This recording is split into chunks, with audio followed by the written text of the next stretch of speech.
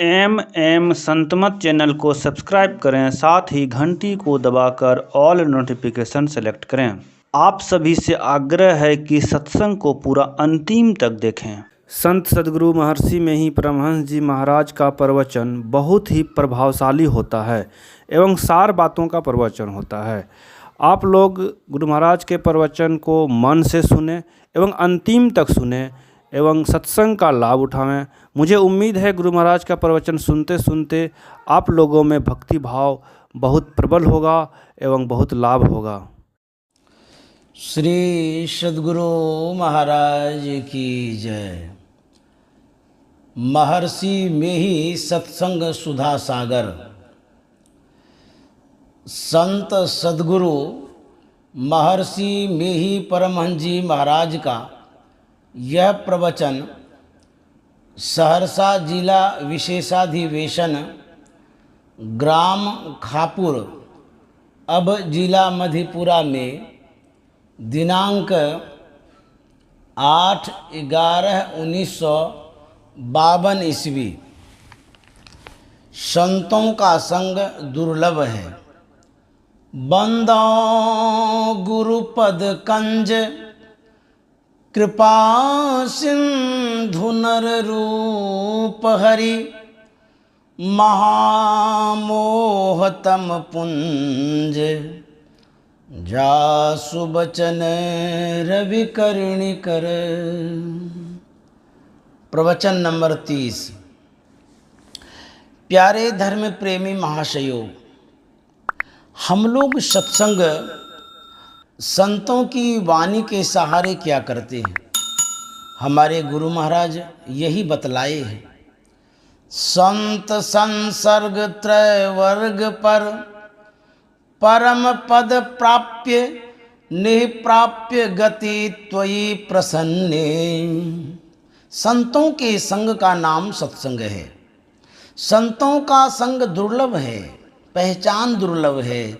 संत की पहचान होना साधारण प्राणी से असंभव है।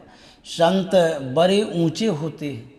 त्रय वर्ग पर परम पद, तीनों पदों से ऊपर पहुँचे हुए, स्थूल सूक्ष्म कारण मंडलों से ऊपर उठे हुए, विद्वान अर्थ धर्म काम इन तीनों से परे को भी त्रयवर्ग कहते हैं। उनको धन चाहिए ऐसा नहीं, उनको धर्म शिक्षा की कमी नहीं रहती। इहलोक परलोक कामना से रहित होते हैं। स्थूल सूक्ष्म कारण से जो ऊपर होंगे वे अर्थ धर्म काम में क्यों फंसेंगे, अथवा यह कि जो अमित बोध अनिहमित भोगी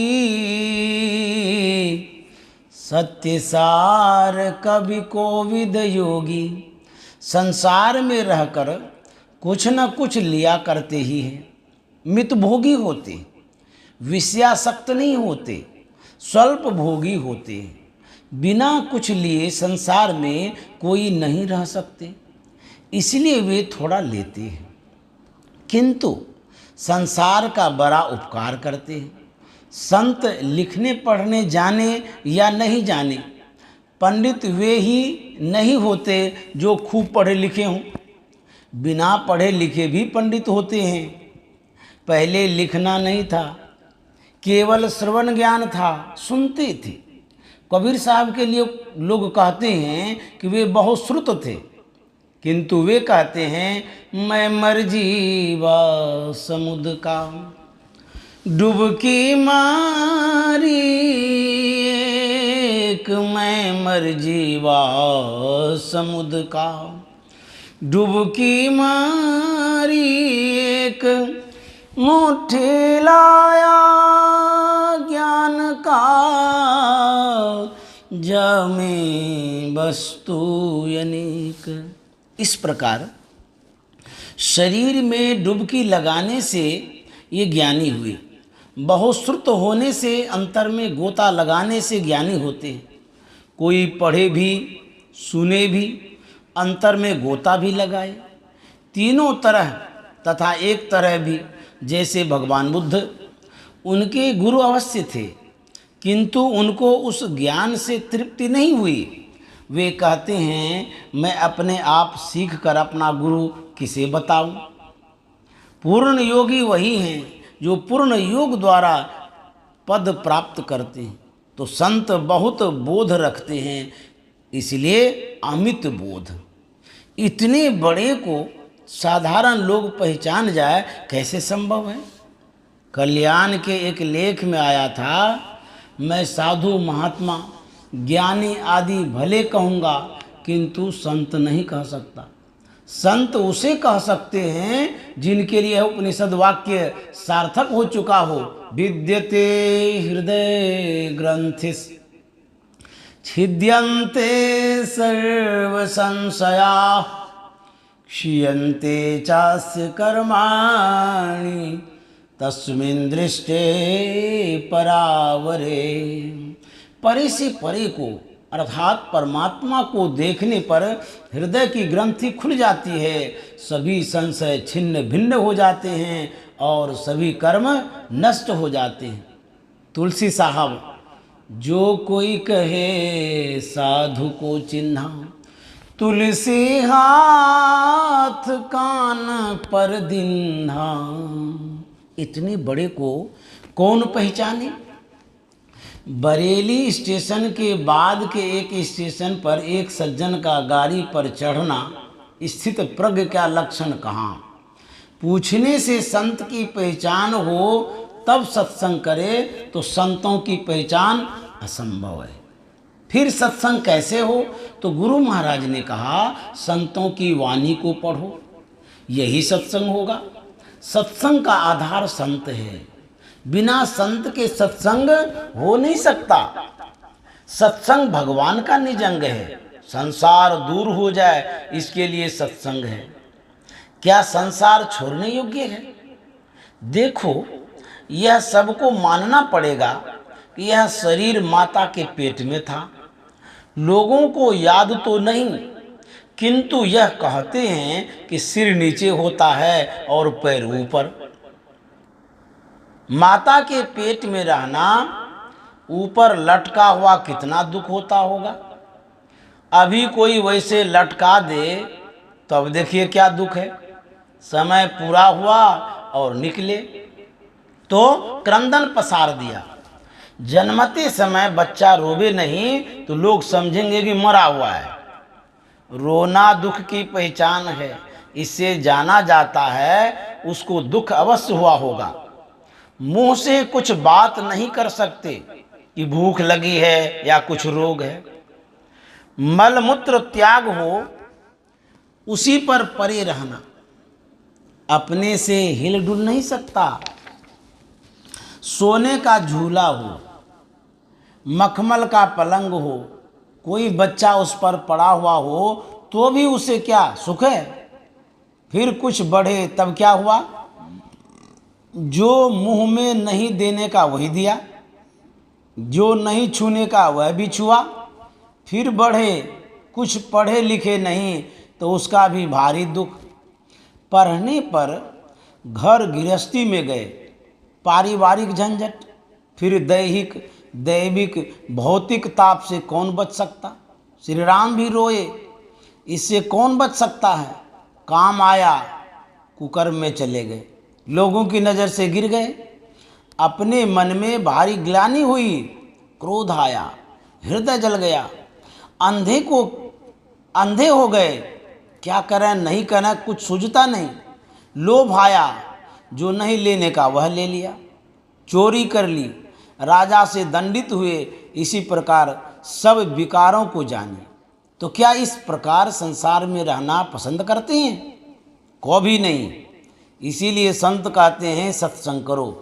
प्रबल भव जनित त्रय व्याधि भेषज भक्ति, भक्त भय सज्जम द्वैत दर्शी। औषध भक्ति है और वैद्य भक्त है।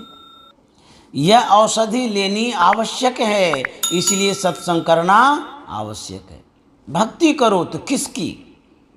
परमेश्वर की। ईश्वर की भक्ति समझने के लिए पहले ईश्वर को समझना होगा। ईश्वर नहीं है सुनकर रुलाई आती है। आधार को छोड़कर कैसे रहोगे? आधार को मत छोड़ो। जो आधार तुमको अच्छा बतावेगा उसको छोड़कर तुम कैसे रहोगे? वह ईश्वर है ही है, व्यापक व्याप्य अखंड अनंता, अखिल अमोघ शक्ति भगवंता। यह ईश्वर है जो सब में भरा हुआ है। ईश्वर है, अंत रहित है, नहीं रहेगा सो नहीं रहेगा ही है, कहीं से आया नहीं है। जब कुछ नहीं था तब भी वह था, रहेगा ही। सारी प्रकृति को भरकर कितना विशेष है कहा नहीं जा सकता। इसका नहीं होना असंभव है। यदि कहो नहीं है तो प्रश्न उदय होगा, सारे शांतों के पार में क्या होगा? अनंत कहना ही पड़ेगा। यदि कहो अनंत के पार में क्या है तो तुम्हारा प्रश्न ही गलत है। अरे अनंत का अंत ही नहीं होगा, उसके पार में कैसे क्या होगा? वह ईश्वर नहीं है ऐसा कहने से गुंजाइश नहीं है। वह स्थूल इंद्रियों से प्राप्त नहीं हो सकता। उपनिषद में सुना, मन से जिसका मन नहीं हो सकता बुद्धि भी नहीं जान सकती। लोग समझते हैं मन बुद्धि आदि इंद्रिय नहीं रहेगी तो हम कैसे देखेंगे समझेंगे? आप बहुत शक्तिशाली हैं। जैसे एक एक इंद्रिय का एक एक विषय है, उसी प्रकार आपके निज का विषय परमात्मा है। इंद्रियों का संग छूटे, शरीर रहित होकर अकेले होकर रहे तो आप महान हैं, तब परमात्मा को प्राप्त करेंगे। इंद्रियों के संग से आपकी शक्ति घट जाती है। जैसे रोशनी पर आवरण पड़ने से उसका तेज कम हो जाता है, जैसे आँख से जो देखते हो उसे ही रूप कहते हैं, उसी प्रकार जो चेतन आत्मा से पकड़ा जाए वह परमात्मा है।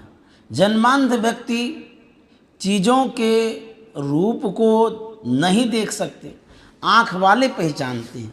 यह बात दूसरी है। परमात्मा सबका आधार है, इसी की भक्ति करो। जो विषयों में फंसते हैं अपना दुर्नाम करवाते हैं, कभी कभी राजा से दंडित होते हैं और अंत में नरक भी होता है। तो इस प्रकार विषय सुख से होता है। यदि परमात्मा की भक्ति करो तब उस परमात्मा को प्राप्त कर देखो कि वह सुख कैसा है। जिसकी इंद्रियां शांत नहीं, जिसका मन अशांत है, वह आत्मज्ञान द्वारा परमात्मा को प्राप्त नहीं कर सकता। पापात्मा को ईश्वर की भक्ति में दिल नहीं लगता। शेख सबूरी बाहराम क्या हज कावे जाए, जाका दिल साबत नहीं ताको कहाँ खुदाए। रूहे पाक से पहचान सकते हो, हवस से नहीं। पवित्र आत्मा से ईश्वर को पहचानो। शरीर युक्त इंद्रियों के संग के कारण जो मलिनता है उससे जब तक ऊपर नहीं उठेंगे तब तक ईश्वर को पहचान नहीं सकते। ईश्वर की भक्ति कैसे हो इस पर कल कहूँगा।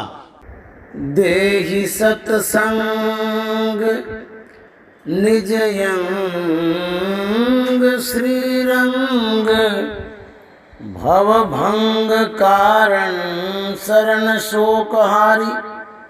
मुझे सत्संग दीजिए, वह आपका अपना शरीर है, जन्म को नाश करने का कारण और शरणागत के शोक को हरने वाला है।